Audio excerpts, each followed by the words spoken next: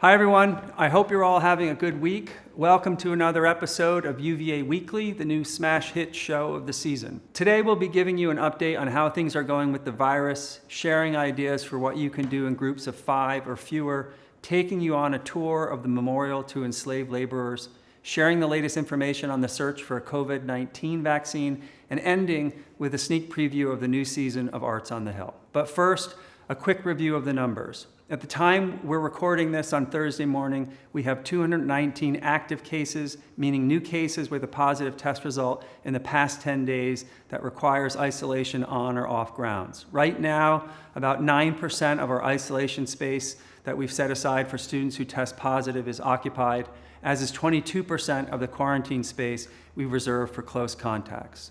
Our new saliva testing program is making it possible to perform more widespread testing of asymptomatic students, and we're working every day to expand that capacity. The details about our plans are in this week's Return to Grounds newsletter. A couple of weeks ago, in an effort to stay one step ahead of the virus, we put new guidelines in place around gatherings, masking, and travel. At the time, we said the guidelines would stay in place for at least 2 weeks, at which point we'd reevaluate. As you heard from Dean Groves on Tuesday, we've decided to keep the new guidelines in place for a couple more weeks. I know this comes as a disappointment to many of you, and I want to be clear that we're not doing this as a punishment. The vast majority of you have done a remarkable job adapting to the new rules, and it's helped slow the spread of the virus. While the numbers are looking better this week, they're not yet where we'd like them to be, which is why we're going to stay the course for now. Thank you for your understanding, your patience, and for doing your part. Speaking of students doing their part, it's been incredibly encouraging to see so many of you on grounds wearing your masks, gathering groups of 5 or fewer, and observing social distancing. We've also received reports from members of the community who have seen students setting a good example off grounds as well. Thank you for everything you're doing to keep yourselves and our community safe. I'd like to end with a special word of thanks to the team at Facilities Management. Earlier this week, I stopped by their shop and got to meet some of the people who are keeping us safe across grounds. It's a remarkably talented and dedicated group of people doing an enormous amount of work that often goes unnoticed. So when you see them around, please say thanks. And thanks to all of you for watching. And now, as usual, I'll turn things over to Davion Zeno. Thank you. What's up, guys? Zeno here, and I'm back like I left something. Come to you with the UVA team to talk all things COVID and news on grounds. For this week's segment, it seems like we have to have the talk. You know, the talk. When you meet someone and you're seeing them daily, yeah, that talk. I'm talking about the COVID expectations talk with your roommates. What else could I be talking about? Listen, I know we're a month in, but we're still receiving questions on how to deal with this awkward conversation. I don't know about you guys, but I personally love awkward moments. They just bring people together. In any relationship, communication is key. Let each other know when it's the worst or best time to talk. Some people don't have the mental capacity to have important conversations past 10 p.m. I am some people. Express your limitations like what you can and cannot share. Computers, keyboards, and bedding may be off limits, and that is totally fine. Also, maybe promise each other that as soon as you get home, you will always wash your hands. With online classes and studying happening in your rooms, it will be important to discuss norms. If you need absolute silence during certain classes, using headphones, setting quiet hours are all important for your academic success during these times.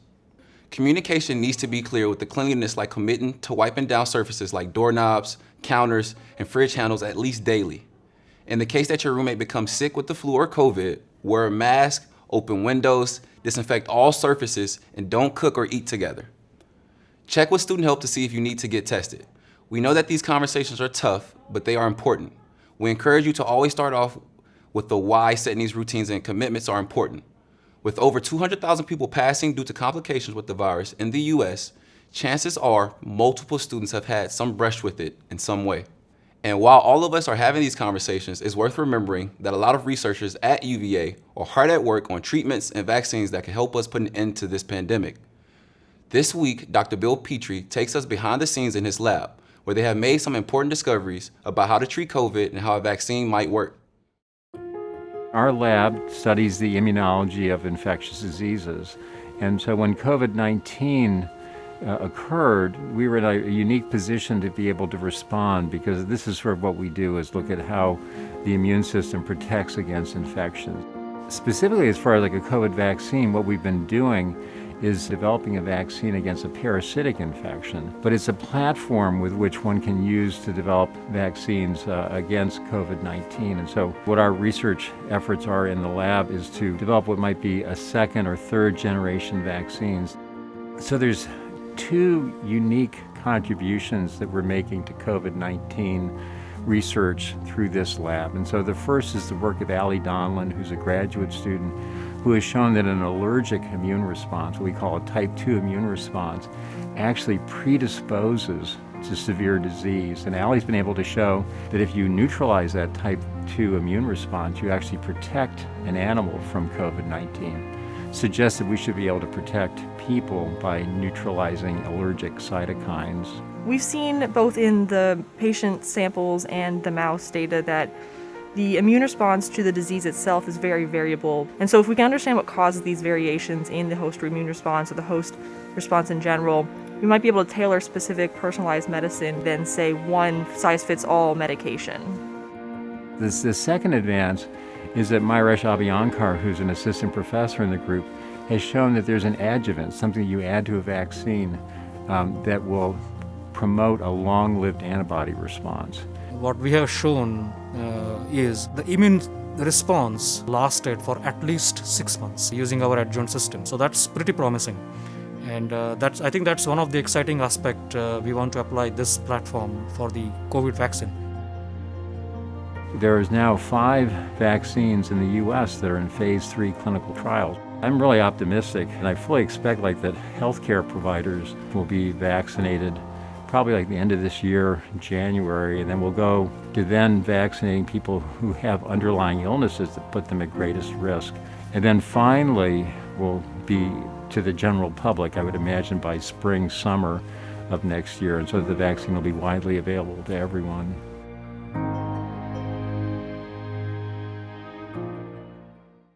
It's hard to connect with new people or current friends in this socially distanced world, but we have some suggestions that can get you out of your room and maybe even out of your comfort zone while still complying with COVID guidelines. This month, I Am Rec is planning some movie nights in the AFC pool, laser tag, and a roommate zombie fun run to get you in the holiday spirit. Athletics hosted a football watch party Saturday night and hopes to do a few similar events this fall. You can grab a few friends and take an online yoga class hosted by the Contemplative Science Center, or participate in workshops hosted by the multicultural student services like safe space training and programs exploring identity, power, and privilege.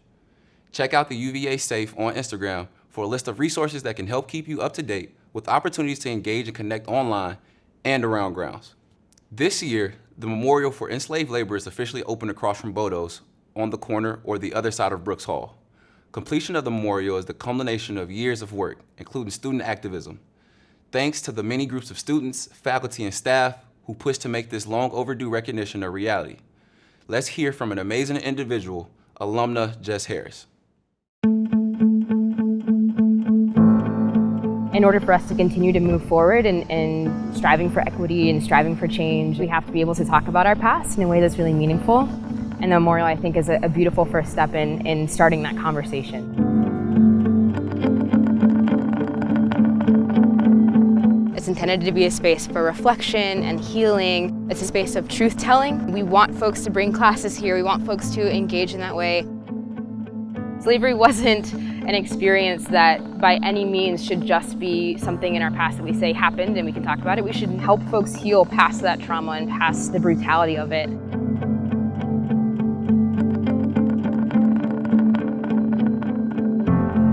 The first thing design-wise that greets you when you come into the memorial is this broken shackle image. It represents a freedom from physical bondage. There's the path towards the North Star, and that was the path towards freedom. And then a second path kind of aligns with the sunset on March 3rd, which is Liberation and Freedom Day. It is 80 feet, which matches the diameter of the rotunda, taking up that space that is so rightly deserved in honoring this legacy.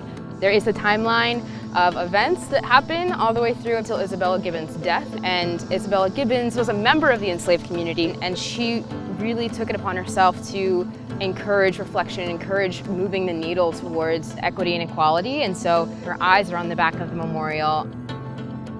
I would encourage everyone, if they can, come witness it in person, feel the stone, see the timeline, be here and be present, and take a second to reflect, honor, and encourage folks to move forward with that history.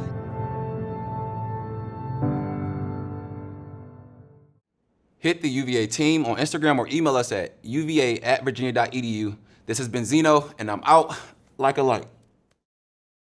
We come from over